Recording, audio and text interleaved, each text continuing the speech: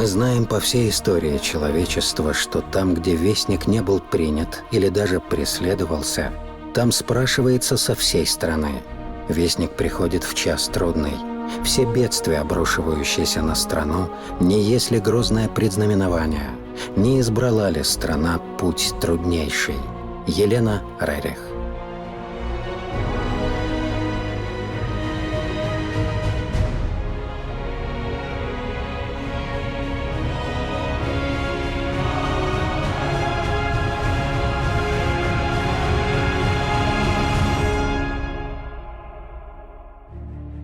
«28 мая 1926 года в районе озера Зайсан небольшой экспедиционный отряд пересек китайско-советскую границу.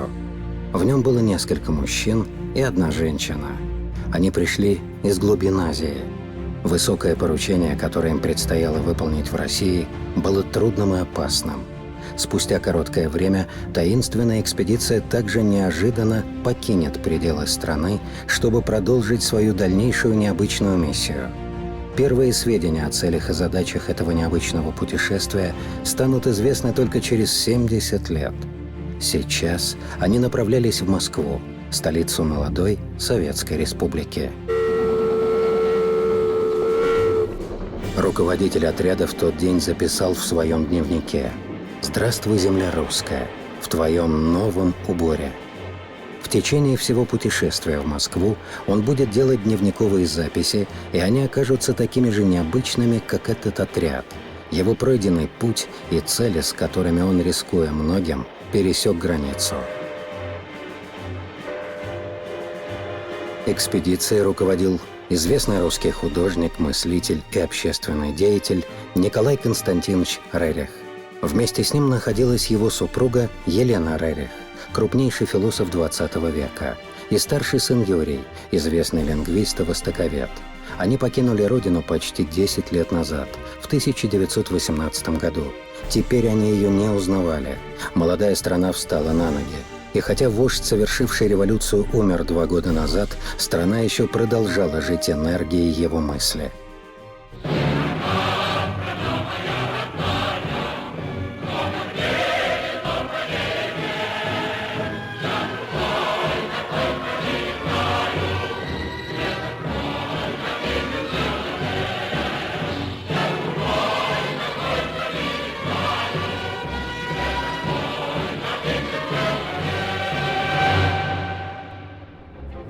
В своем дневнике Николай Рерих писал о космосе и мировой эволюции. Он отмечал, как легко воспринимались эти понятия простыми людьми новой России. Он писал о созидательной силе, которую увидел в народе, о необыкновенной жажде знаний. Его радовало, куда направлено народное сознание. Оно устремлялось к знанию, культуре и всеобщему сотрудничеству. Здесь оплот новой эволюции. Внесет он очередную запись. От результатов их визита в Москву зависела будущая судьба молодой республики.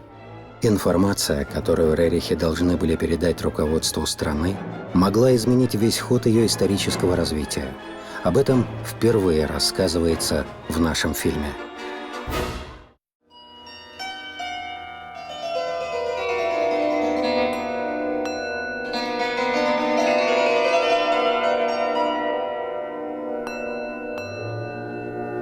Глубоко познавая духовную жизнь Индии, Рерихи стали сотрудниками уникальной группы духовных учителей Востока, сохраняющих знания древней мудрости.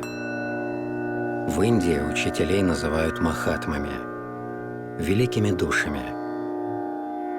По уровню своего эволюционного развития махатмы стоят много выше современного человека. Их крайне малочисленные группы расположены в труднодоступных местах Гималаев.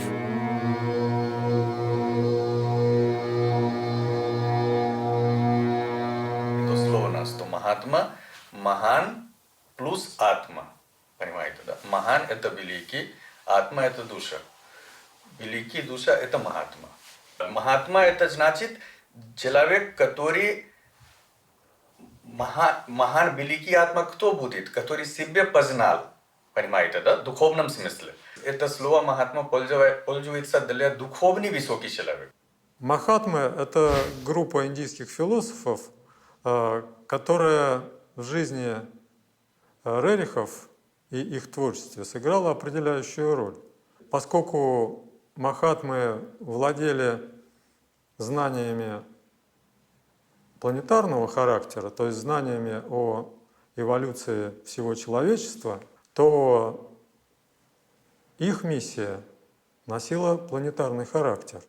Рерихи были связаны не только с одним учителем, великим, но и с целой группой. И вот эта группа великих учителей, она следила за нашей эволюцией и выдавала, как необходимо не пропустить этой эволюции. Те махатмы, которые сотрудничали с рерихами, это совершенно особые личности. Это не просто духовные учителя, а учителя с космическим сознанием, которые могут вести человечество к прогрессу, к развитию именно с точки зрения космической эволюции.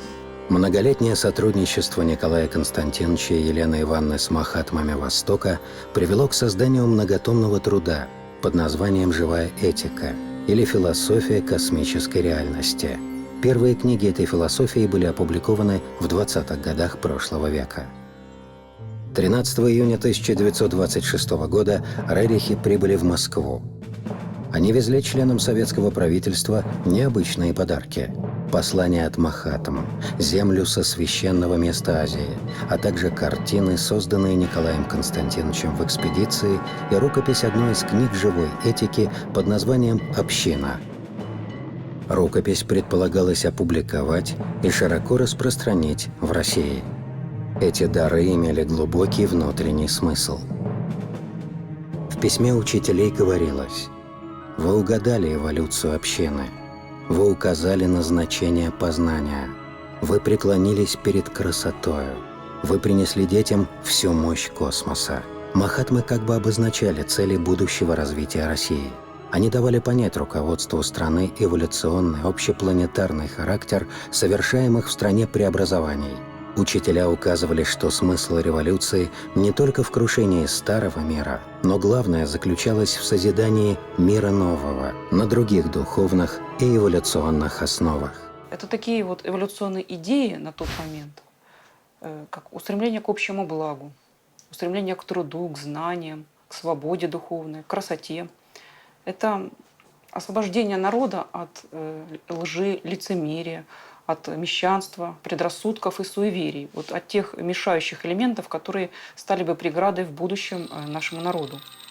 Посылая шкатулку со священной землей на могилу Ленина, махатмы как бы передавали символический привет покойному вождю революции. Привезенные картины Николая Рериха составляли единую серию под названием «Майтрея». Картин было 7. На холстах в символах и знаках отражалось прошлое, настоящее и будущее. Конь счастья нес на седле людям сокровища мира. На горных утесах вздымались стены монастыря, твердыни духовного знания. В ночи у костра среди шатров о чем-то важном беседовали люди в старинных одеждах. Другие, остановившись на короткий привал, сидели в молитвенной тишине перед картиной. На ней был изображен человек, похожий на древнего короля.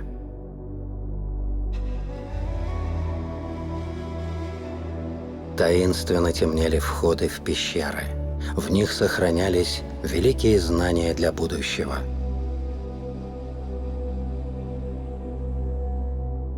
Одинокий путник в пустынном каньоне стоял на коленях перед четырехрукой статуей.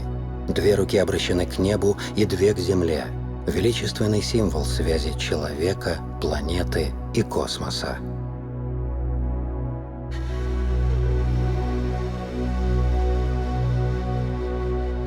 Серия Майтрея была посвящена пророчествам Азии о наступлении новой эры. Сроки исполнения предсказаний указывали на наше время. В легендах говорилось о скором приходе из страны Шамбалы будущего Будды – Майтреи.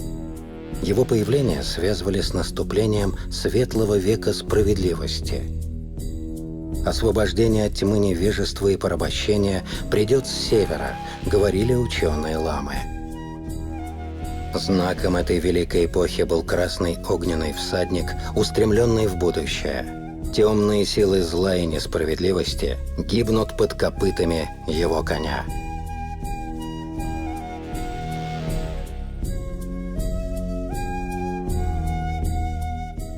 Сюжеты картин были связаны с будущим планеты. Знания, облеченные в древние пророчества, касались и говорили о заповедной стране Шамбалы, стране учителей высокого знания. В полотнах содержалась информация о наступлении новой эры в эволюции человечества, когда люди будут объединяться не по религиозным принадлежностям, а их будет объединять высокие духовные знания. Картины были иллюстрациями духовных ожиданий Азии. Они в символической форме рассказывали об этих ожиданиях, и эти полотна были неотъемлемой частью послания Махатм и книг живой этики общины. Среди даров Рерихов рукопись книги «Община» была главной. Махатмы, создавшие книгу, хорошо понимали, насколько опасным был период, к которому подошла страна в 1926 году. После революции и смерти ее вождя Ленина развитие событий в России принимало характер, угрожающий тяжелыми последствиями для народа. Страну повели по пути, идущему вразрез с космической эволюцией и ее законами. Пространство свободы стремительно сужалось. Тоталитарные тенденции все сильнее набирали оборот. Учителя Рерихов не могли остановить этот губительный процесс уничтожения духа народа и его национальной культуры. Но они видели, что в стране еще существуют возможности для принятия альтернативных решений. От этого во многом зависела не только судьба России, но и всего мира. Визит Рерихов в Москву был связан с необходимостью предупредить правящие круги о последствиях неверного выбора пути. Книга «Община» — это такой уникальный духовный текст, который имеет такую социальную направленность. В данном тексте даются конкретные практические рекомендации к тому, как бы эта община могла реализоваться в конкретном обществе. Политическое руководство страны и его окружение делало акцент на экономическом развитии страны.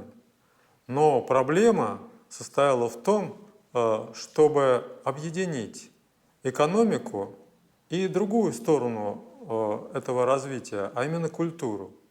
И вот это объединение, а точнее говоря, синтез экономики и культуры мог бы привести Россию к новым высотам в своем развитии. Сама идея общины, она отождествлялась с таким понятием, как коммуна. И вот учителя считали, что именно в атмосфере коммуны человек может наиболее полно выразить свое свободное творчество, развить свои лучшие качества, продвинуться по лестнице духовного самосовершенствования. В общине тоже много говорится о том, что должна развиваться культура в целом, все аспекты.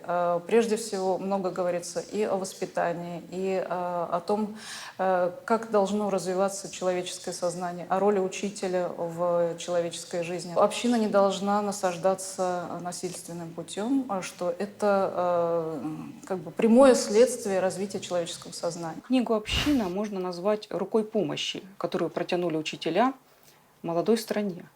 Рукой, которая указывала верный эволюционный путь в новую жизнь. Вот ту новую жизнь, которую собиралась строить наша страна. В рукописи «Общины» также содержались предвидения в отношении личности Сталина и той разрушительной политики, которую он принесет стране. И хотя имя последнего не упоминалось, все, что говорилось на страницах книги, противоречило Сталину, помогало раскрыть его суть и сделать соответствующие выводы. Сектант мечтает забрать власть для подчинения всего своему негибкому сознанию. Страх и подлость займут ближайшее место. Отрицатель мечтает окружить все человечество стеною ужаса. Человек, сеющий ужас, сам безумно боится. Рерихи должны были передать предупреждение руководству страны не допускать Сталина к посту вождя. Задача была крайне опасной. В Кремле их приняли два наркома – Чичерин и Луначарский. Оба были сподвижниками Ленина, но их влияние и власть уже ослабевали под напором наступавших перемен. Рерихи донесли до наркомов сведения о махатмах Востока, от имени которых они прибыли к правительству России. Наркомы вежливо выслушали приехавших, но ни космическая эволюция, ни принципы буддийской философии, ни известия о махатмах их не заинтересовали. Каждый из них был ортодоксальным марксистом и не считал нужным заниматься пустяками. Их больше беспокоило собственное шаткое положение и надвигающиеся политические изменения. Предупреждения приняты не были. Свободная воля руководителей страны сделала свой выбор.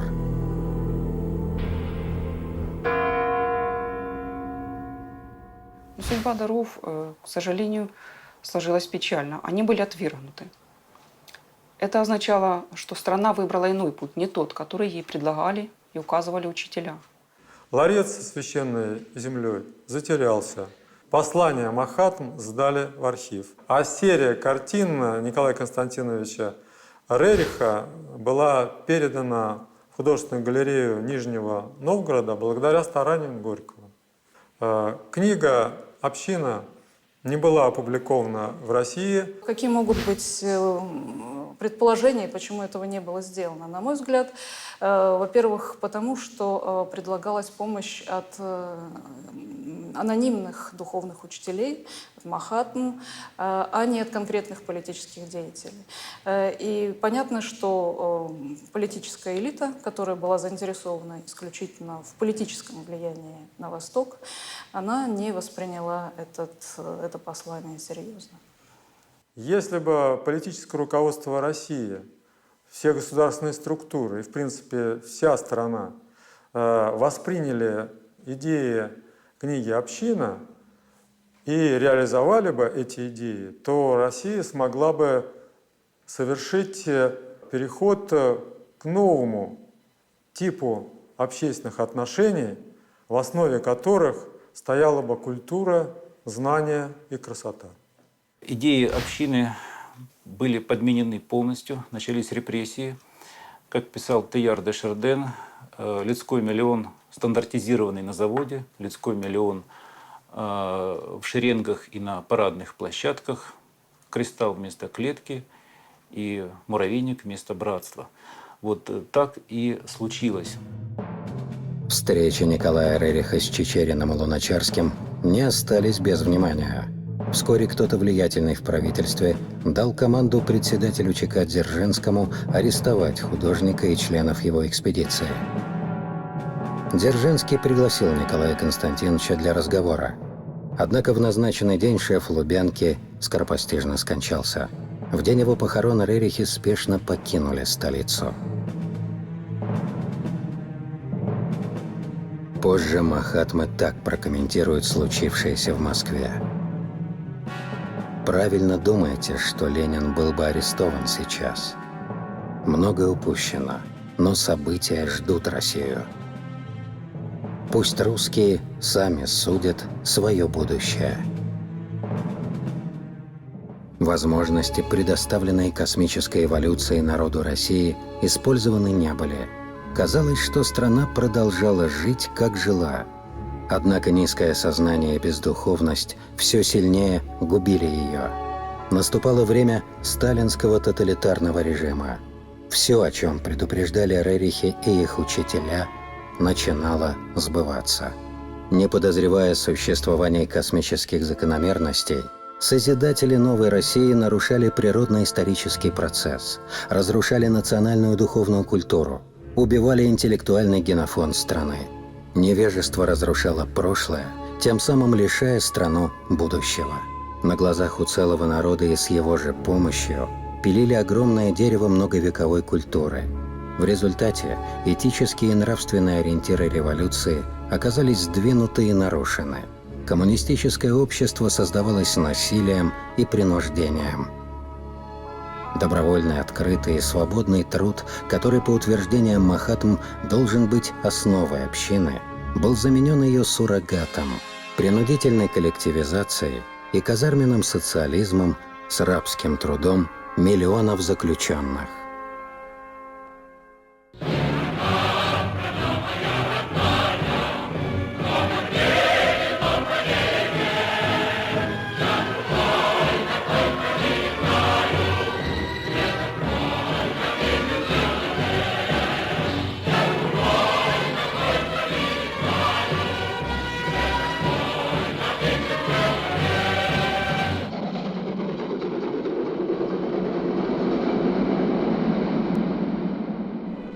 Повторная возможность принять Рерихов и прислушаться к философским идеям живой этики пришла к России только через 60 лет, когда страна, пройдя страшные испытания сталинского террора и войны, вновь оказалась перед сложным выбором пути.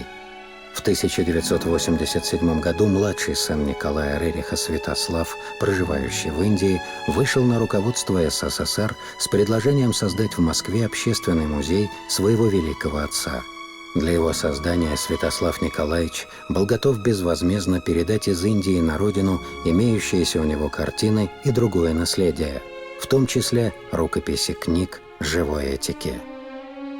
В этот раз предложение от Рерихов власти приняли.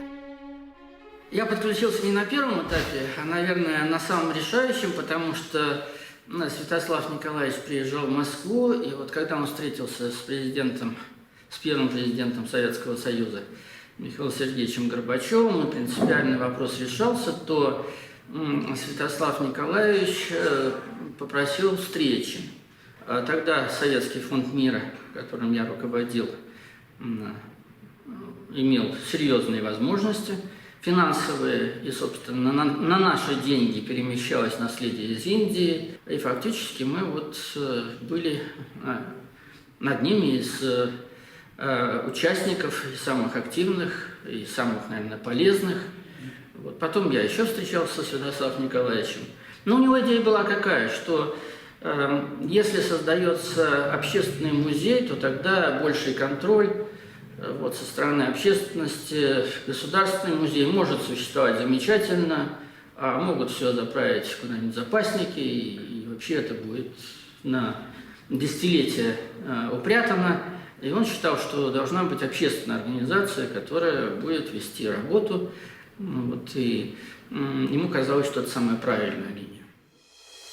В 1989 году вышло постановление правительства о создании в стране общественного центра-музея имени Николая Рериха. На пост его руководителя Святослав Рерих выбрал Людмилу Шапошникову, известного ученого, писателя и общественного деятеля. Под ее руководством музей превратился в крупнейший в мире общественный центр культуры по изучению, сохранению и популяризации наследия Рерихов. В создании музея и поддержке его деятельности участвовали тысячи людей из России и многих стран мира. Важнейшим направлением музейной работы стало изучение философии живой этики, идейной основы наследия Рерихов. Эта философская система, созданная Рерихами в сотрудничестве с Махатмами Востока, раскрывает закономерности космической эволюции. Она рассматривает культуру как ведущее начало человеческой жизни.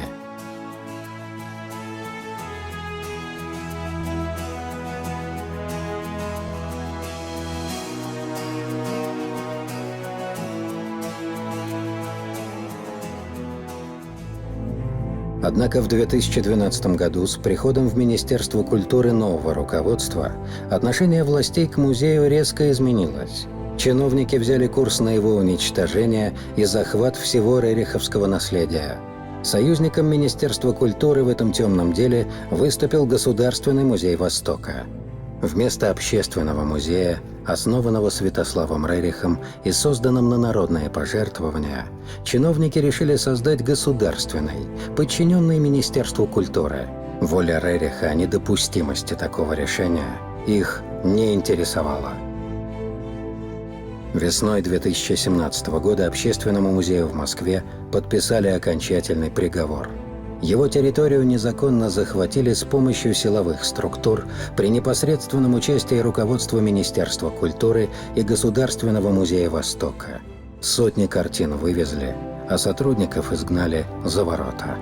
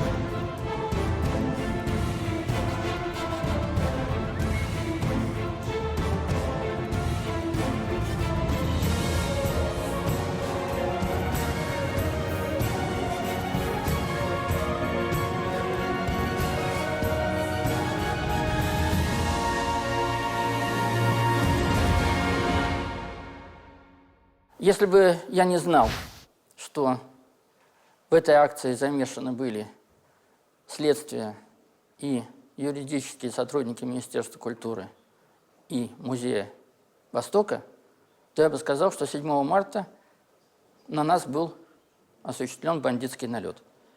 Вы видите следы этого варварства. Вот за мной картина, то есть рама, из которой выдрали картину, и они это поступили со всеми картинами, голые пустые рамы.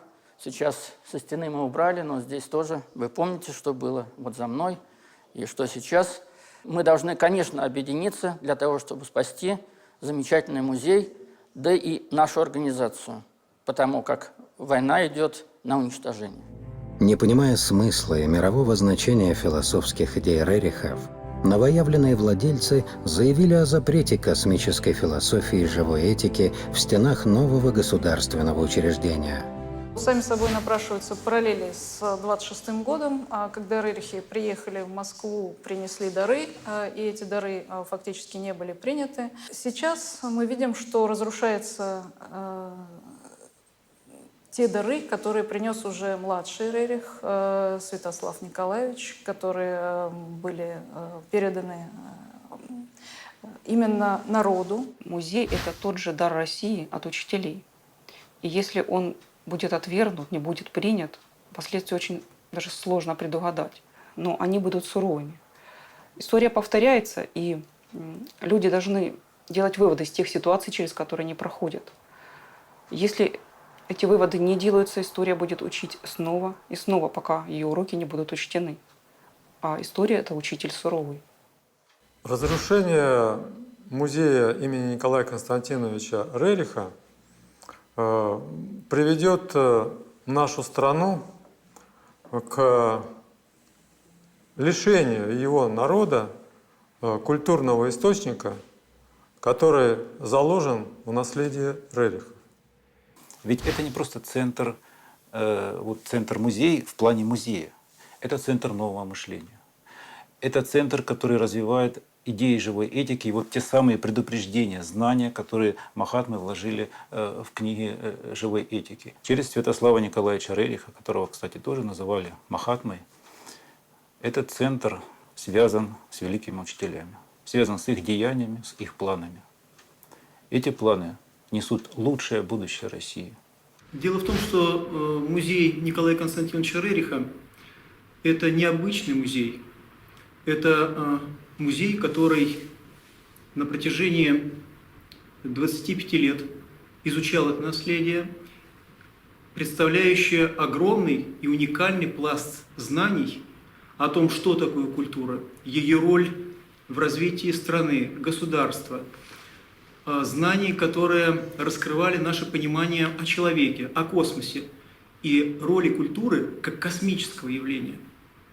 Уничтожение этих знаний является настоящим ударом по развитию культуры в стране. Передача в Россию наследия Рерихов и создание общественного музея в Москве тесно связано с космическими закономерностями.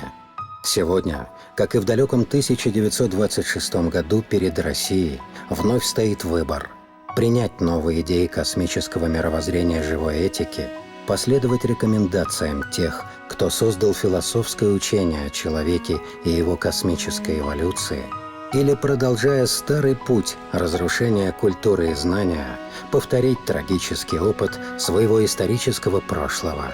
Прислушаемся ли мы к предупреждению великого сына России Николая Рериха о том, что разрушение музея есть разрушение страны?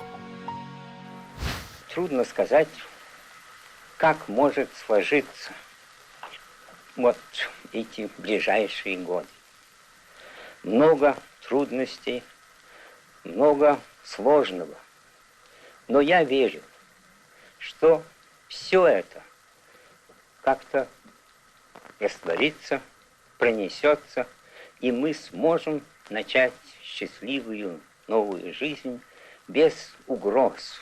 Тех угроз, которые создает, к сожалению, недомыслие, непонимание. Будем надеяться, что сейчас те тучи, которые как бы нависли над миром, они рассеются, что добро восторжествует.